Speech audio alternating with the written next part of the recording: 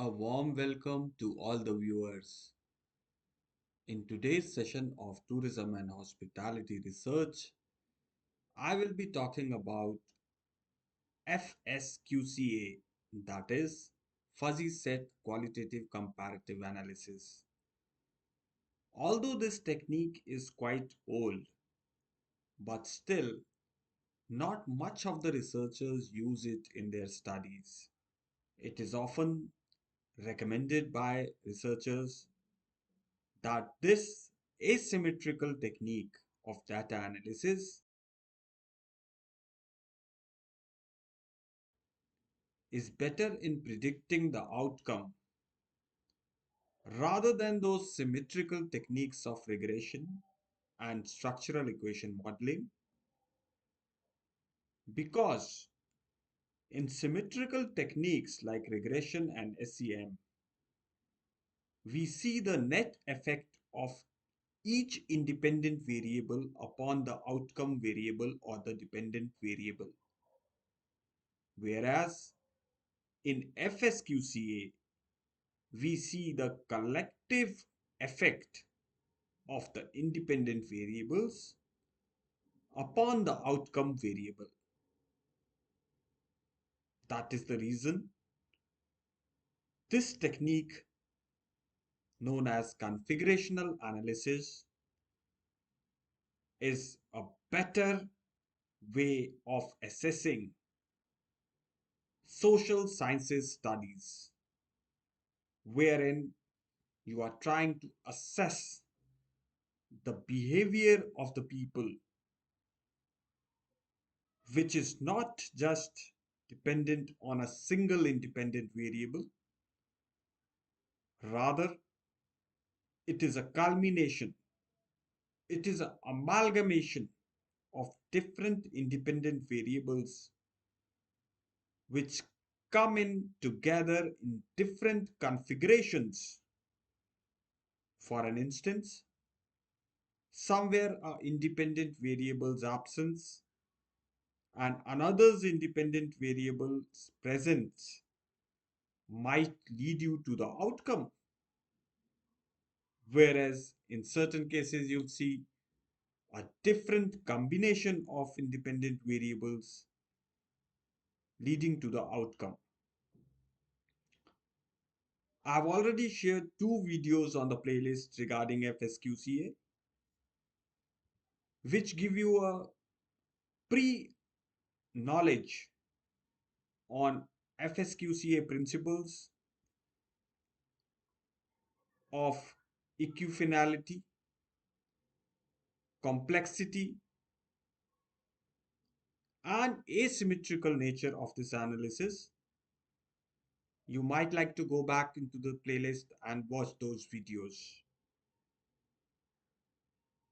The purpose of this video is just to show you the first step of configurational analysis, as most often we researchers in tourism and hospitality research use a survey questionnaire based upon Likert responses measured on a 5-point scale or a 7-point scale.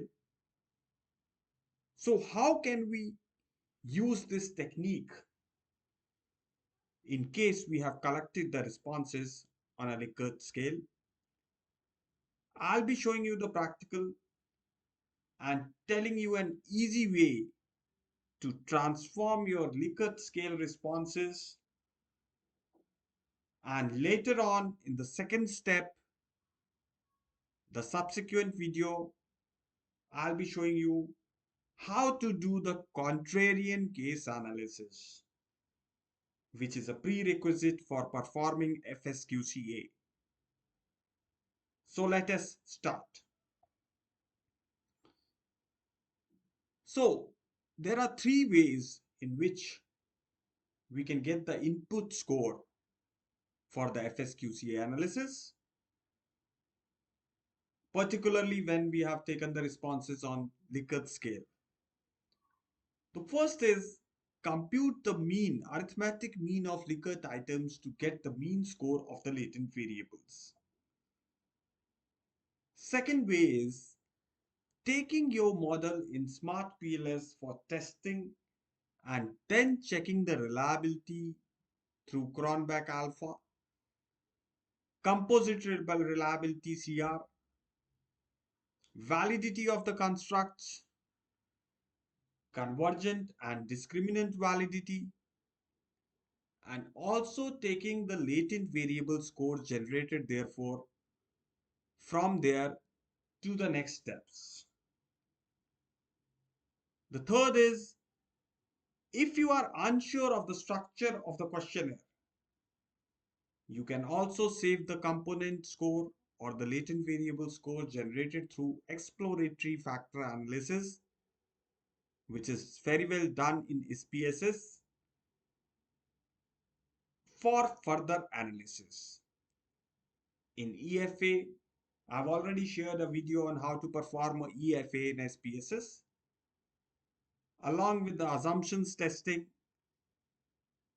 and the different types of rotations. Eigenvalues represent variance within the latent variable. So we usually take those number of components whose eigenvalue is greater than 1. Just to give you a recap, variance quantifies how a single variable's values deviate from its mean, while covariance measures how two variables change together. So when we are doing EFA, we are looking in for variance, which is symbolized by the eigenvalues. This is a very useful resource by Pappas and Woodside 2021, which is a fuzzy set qualitative comparative analysis guidelines for research practice in information systems and marketing. So I recommend you all to download this paper, which is freely available, and go through it to understand and use this technique in your studies. Now let us go to SPSS and see how can we perform the first step of transforming our Likert responses into something which we can work with if we want to do fsQCA. So here we are in our data sheet, wherein you see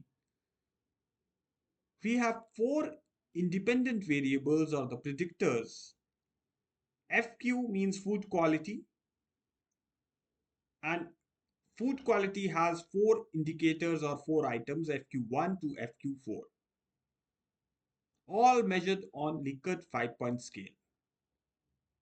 Then we have cultural authenticity, CA1 to CA4 measured on Likert 5-point scale. Then the third predictor is service quality, SQ1 to SQ4. Fourth predictor is value for money, VM1 to VM4, again measured on Likert 5-point scale. The outcome variable is behavioral intention, BI1 to BI4, again measured on Likert 5-point scale. And we have a total of 204 respondents. You see here 204. So what to do? The first step is I will generate the mean score. So this is the mean score for FQ1 to FQ4. How did I generate it? I've explained in my previous videos also, but still once again I'll tell you. I go to transform, compute variable, and in target variable if I type FQ, and in numeric expression I take mean. So I want to take a mean of FQ1 to FQ4. So I'll go on mean. So here's the mean. And here I enter FQ1, comma, FQ2, comma fq3, comma fq4, and round bracket close. So when I simply press OK over here, I will get this fq value which is there in my data sheet. So I generated all these 5 mean scores which comprise of 4 independent or predictor variables fq to vm, and one dependent variable or the outcome which is behavioral intention in this case. That is how I took out the mean of these items. Now in fsQCA, further I'll be working with these 5 mean scores: 1, 2, 3, 4, 5. I can even build a model using these indicators in Amos or Smart PLS, run the model, check the reliability, validity, and then take the latent variable score generated through that, bring those latent variable scores back in the data sheet, and use them. So that is the another way. If I'm unsure about the structure of the questionnaire, I can even do an exploratory factor analysis, which I have shown you in my previous video. You can go back to the playlist and check the video on EFA. So then also you can take in the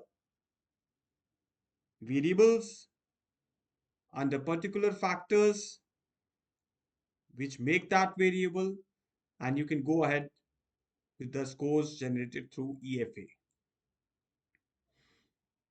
Now, this was the first step.